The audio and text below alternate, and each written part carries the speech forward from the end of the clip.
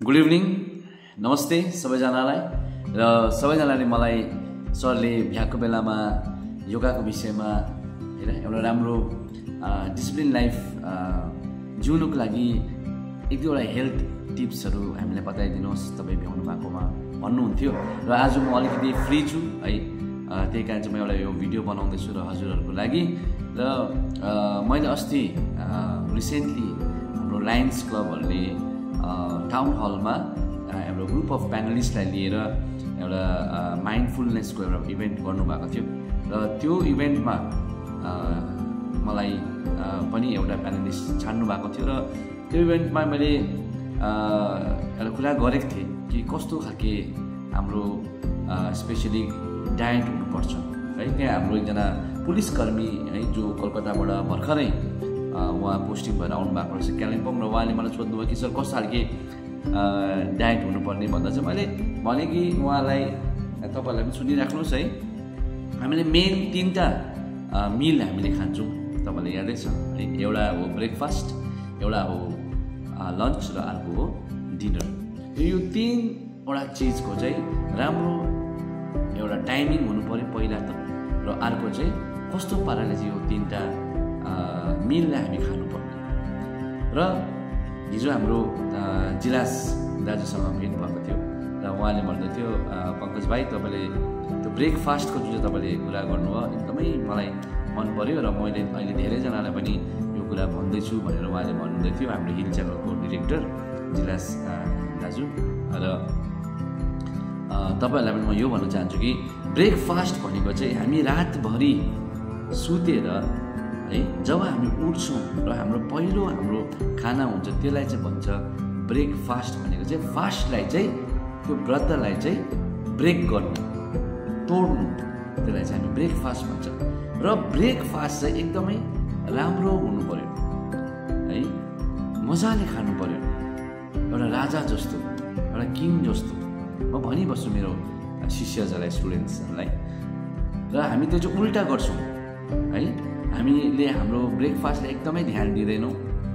कतिजना त मुखमा है ब्रेड खाँदै रोटी खाँदै आमा गएन बाई बाई स्कुलको गाडी आयो भनेर नानीहरू कुद्दै गरेको देख्छु। र हामीले ब्रेकफास्टलाई चाहिँ सबभन्दा ठुलो प्राथमिकता दिनुपर्ने हो। सबैजना जतिजनाले मेरो भिडियो हेर्नुहुँदैछ सुनिराख्नुहोस्।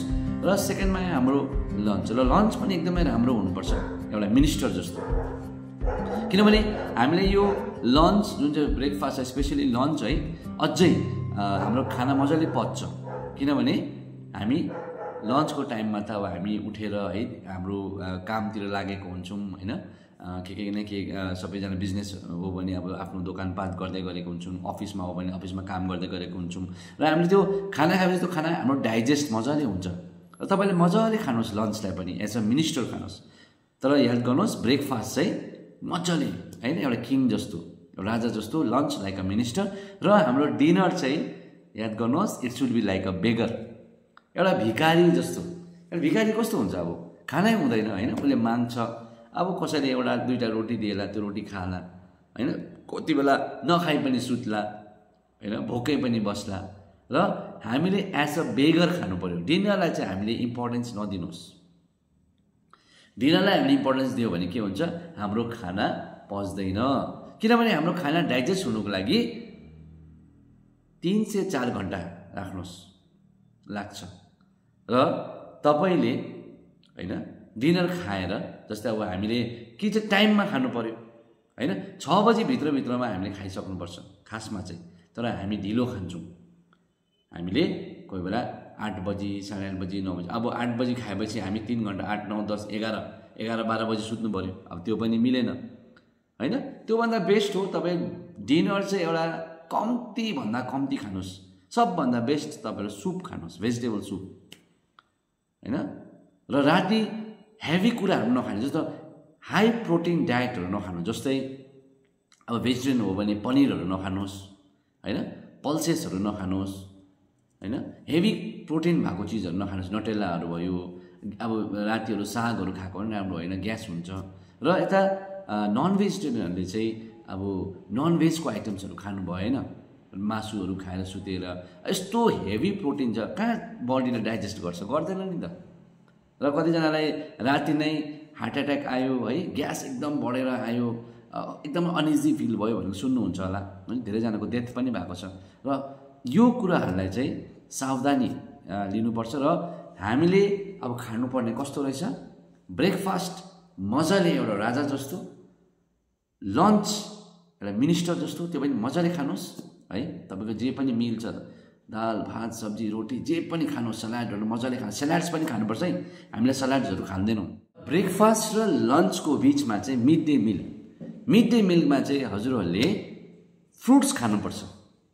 जति पनि सिजनल फ्रुट्सहरू छ एभाइलेबल है, सिजनमा के छ, अब म्याङ्गोको सिजनमा म्याङ्गो खाने, अब एभ्री सिजन पाउने त अब एप्पल बनाना हो होइन, त्यो बाहेक पनि अब जे छ सिजनले के फ्रुट्सहरू छ त्यो फ्रुट्स चाहिँ खानुहोस्।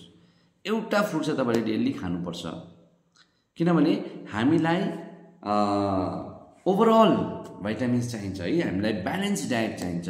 र खालि हामीले खाना भन्ने बित्तिकै के बुझ्छौँ, भात दाल सब्जी, भात दाल सब्जी, भात दाल सब्जी, अब रोटी दाल सब्जी है, त्यो बाहेक पनि अरू खानाहरू पनि छ नि त ब्यालेन्स डायट भनेको चाहिँ सबै खानाहरूलाई है तपाईँले मजाले ब्यालेन्स गरेर खानु। कोही बेला यो पनि खाने, कोही बेला त्यो पनि खाने, मजाले खाने।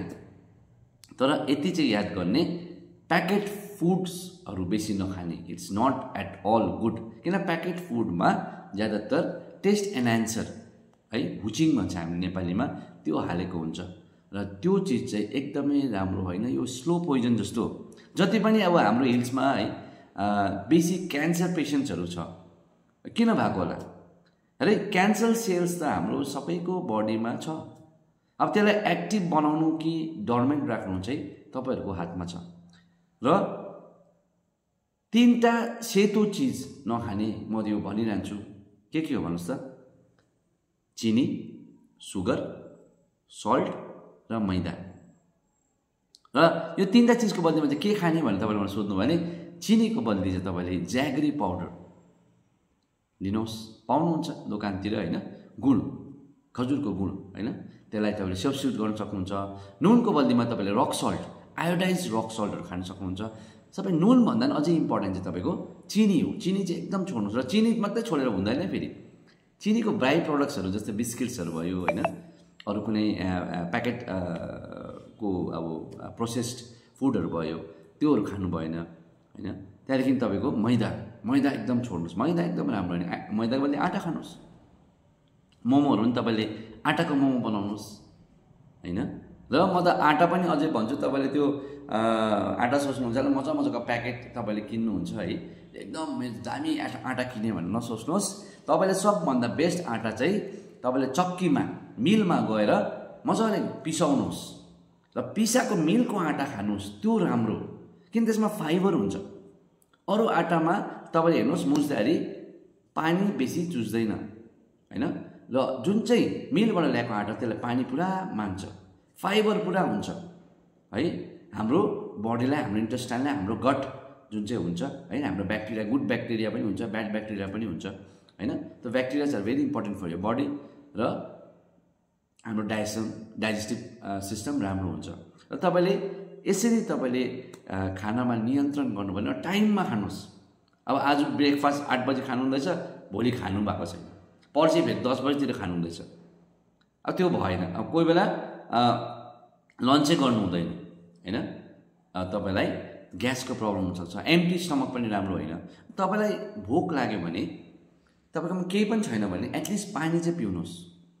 पानी पिउने आदत गर्नुभयो भने तपाईँलाई त्यो भोक चाहिँ टरिन्छ र खाली पेट चाहिँ नबस्ने। र पानी पनि तपाईँहरूले 2.5 से 3 लिटर चाहिँ पिउनै पर्छ। बिहान 6 बजी उठेकोदेखि है, अब 6 बजीभन्दा त अगाडि नै उठ्नु पर्यो ब्रह्म मुहुर्तमा, 3 बजीदेखि 5 बजी ब्रह्म मुहुर्त हो। तर 6 बजीदेखि बेलुका 6 बजीसम्म चाहिँ तपाईँले 2.5 से 3 लिटर पानी चाहिँ पिउनु अनिवार्य छ। 8 से 10 ग्लास पानी है। र बिहान उठेर ओइली चिजहरू नखानुहोस्, it's very injurious to your health. र बिहान मिल्क टी पनि राम्रो होइन। तपाईँले मिल्क टी खानुहुन्छ भने बेलुका खानुहोस् है। मिल्क टीको बदली अरू सब्स्टिट्युट्सहरू छ, ग्रिन टी, लेमन टी, तुलसी टी होइन, अरू कुराहरू खान सक्नुहुन्छ। तर मिल्क टी चाहिँ नखानुहोस्। भोलि है धेरै कप्स पछि तपाईलाई you are sure to get diabetes हैन सुगर लेभल बढ्छ है र तपाईलाई डायबिटिज मात्रै हैन तपाईलाई ग्यास्ट्रिकको प्रब्लम हुन्छ स्पेशली डायबिटिज भन्दा ग्यास्ट्रिकको प्रब्लम हुन्छ हैन र यो कुराहरु याद गर्नुस् र यस्तै अरु कुराहरु लिएर म फेरि तपाईहरुको सामु आउने हुन्छु र तपाईको कमेन्ट्समा लेखिदिनुस् तपाईलाई कस्तो लाग्यो मेरो तपाईलाई एउटा यो हेल्थको टिप्स है खानु कस्तो पाराले खानुपर्ने भनेर मैले तपाईलाई हजुरलाई भने र तपाईको कमेन्ट्स दिनुस् र के टपिकमा तपाईहरुलाई मेरोबाट है यसरी विश्लेषण चाहनुहुन्छ तपाईले मलाई भन्नुस् म तपाईको प्रति आउँछु जहिले पनि मेरो टाइम हुन्छ थ्रु फेसबुक थ्रु युट्युब म आउँछु र तपाईले काइन्डली यो पेजलाई है लाइक गरिदिनुस् शेयर गरिदिनुस् र यो सब्स्क्राइब गरिदिनुस् यो युट्युब च्यानल लाई यति भन्दै तपाईहरुबाट म बिदा लिँदैछु है नमस्ते थ्यांक यू